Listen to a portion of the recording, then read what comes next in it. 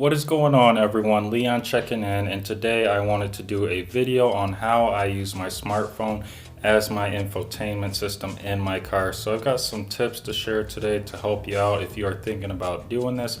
So let's go ahead and let's get into it. So the first thing we're going to talk about is the hardware, and that means we got to start with a donor. So we need a smartphone that will serve as our infotainment system.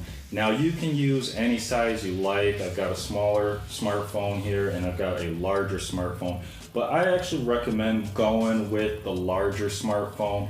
Obviously it's going to have a bigger screen, so that means when you're using it as your infotainment system, things on the screen are going to be a lot easier to see. The next thing you're going to want is a Bluetooth transmitter, and this is a unit that I have. It's made by Scosche. Now if you're like me, your car may have a Bluetooth system in it. The reason I want to go with a Bluetooth transmitter though is that I found my car's Bluetooth was very limited.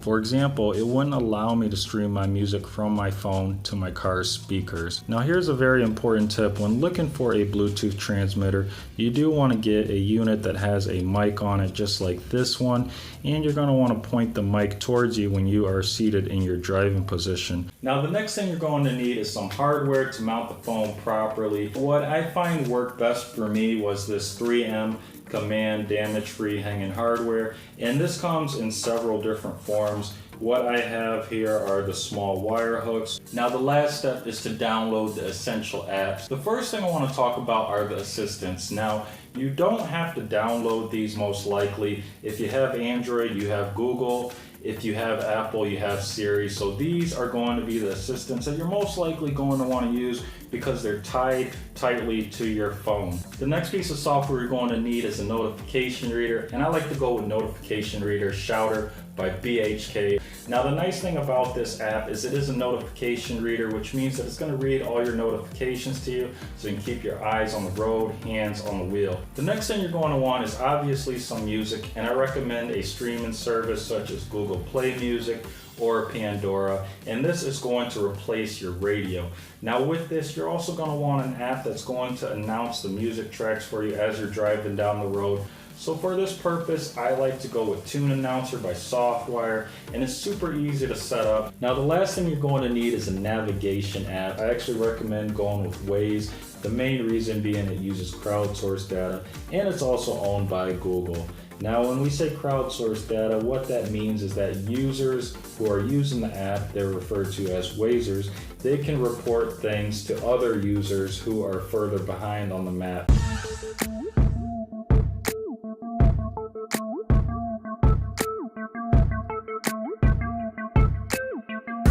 Okay, so here we are in my car, and I have all the clips mounted here. I didn't want to go ahead and actually install them on camera because really it's going to depend on the car that you have and the size of your phone. But as you can see, I used both styles here. I used these two at the top mainly to prop the phone up, and these four here are actually to secure the phone in place. And this does take some experimenting, but I eventually got it so that the phone fits in there nice and secure. It's not going to wobble around. It actually doesn't move at all.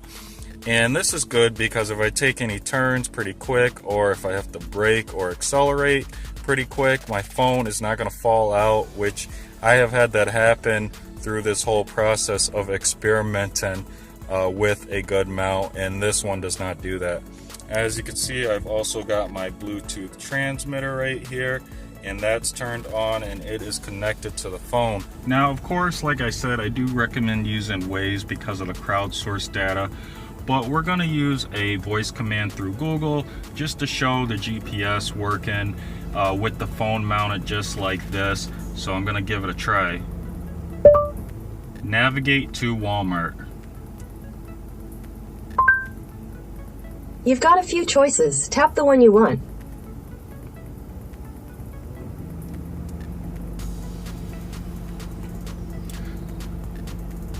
So as you can see, this is going to work excellent with it being mounted this way, and it works through the Bluetooth transmitter.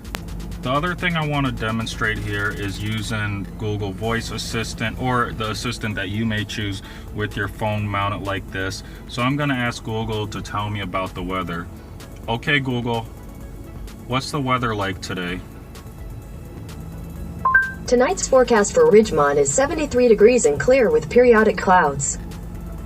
So as you can see, that works nicely, plays through the speakers pretty good as well. Now, one of the nice things you can do when your car is parked is watch Netflix. When your phone is mounted and you have a Bluetooth transmitter, this is nice because it makes for an immersive experience because you're playing the audio through your car's speakers. And this could be like a nice little date idea, or if you just want to get out the house and go to a nice place, you get your phone going here, you get your Netflix, and then you just go ahead, press the play button, and you get an immersive experience. I'm sorry, Jim. Without the full support of the council, the odds are too great.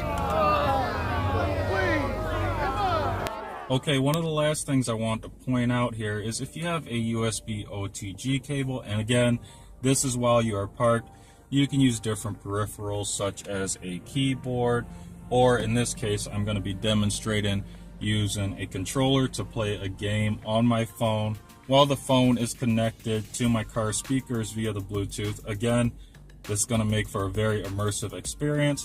So I'm going to go ahead and get this plugged in, and then I'm just going to shut up so you can hear how awesome it sounds. Insertion! Release the dead!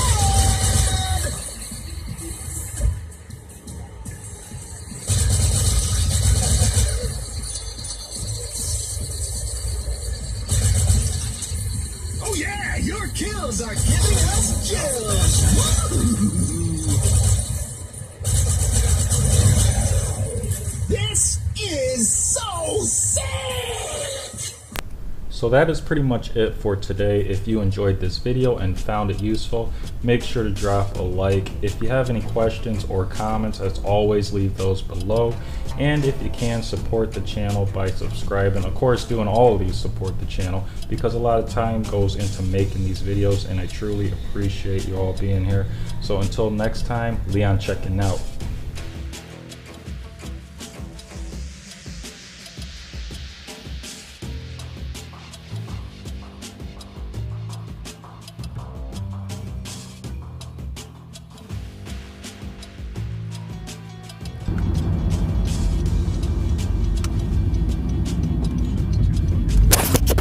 There it goes.